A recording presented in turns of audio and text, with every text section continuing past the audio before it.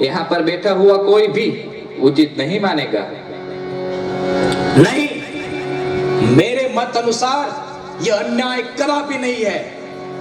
वीरता की कोई आयु नहीं होती है, क्या छोटा क्या बड़ा, वीर तो वीर ही होता है। सुनो, सांप यदि छोटा हो या बड़ा हो, उसका विष कम जहरीला नहीं होता है, विष विष का काम करता ही है। और सुनो, एक आग की छोटी सी चिंगारी पूरे वन को जलाकर राख कर देती है।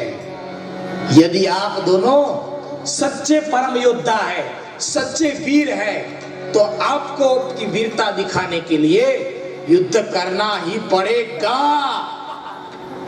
नहीं, ये सरासर अनुचित है, इसे हम स्वीकार नहीं कर सकते। महाराज, आपकी आंखों के सामने ये अन्याय हो रहा है।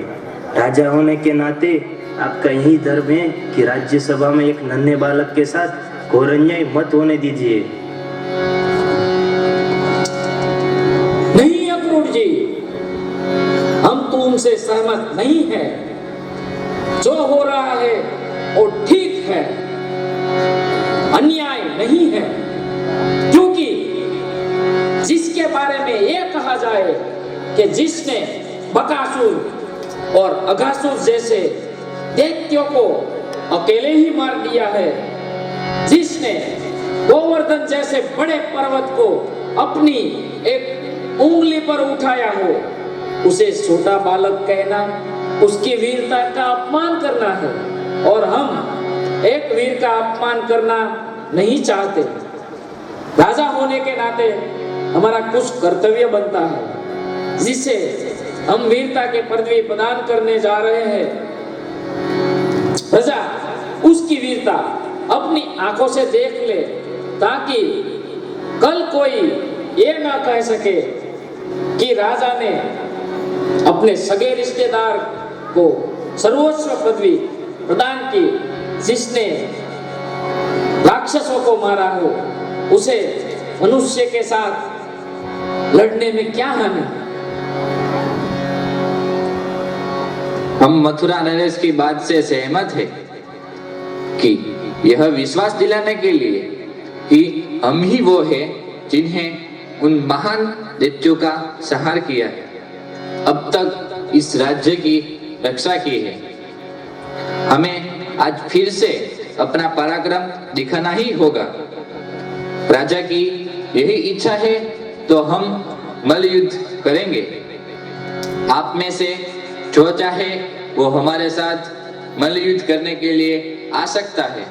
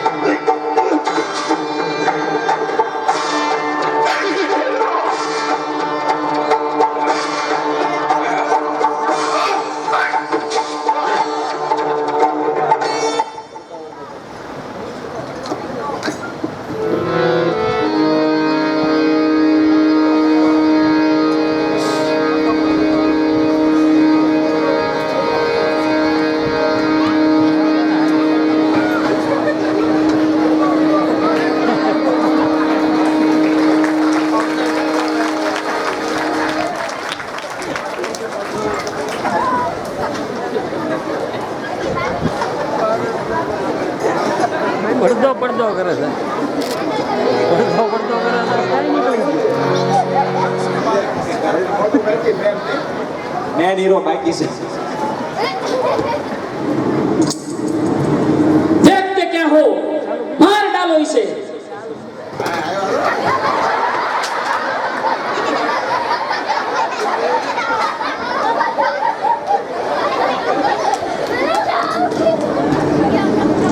अच्छा हुआ तू स्वयं ही मेरे सामने आ गया.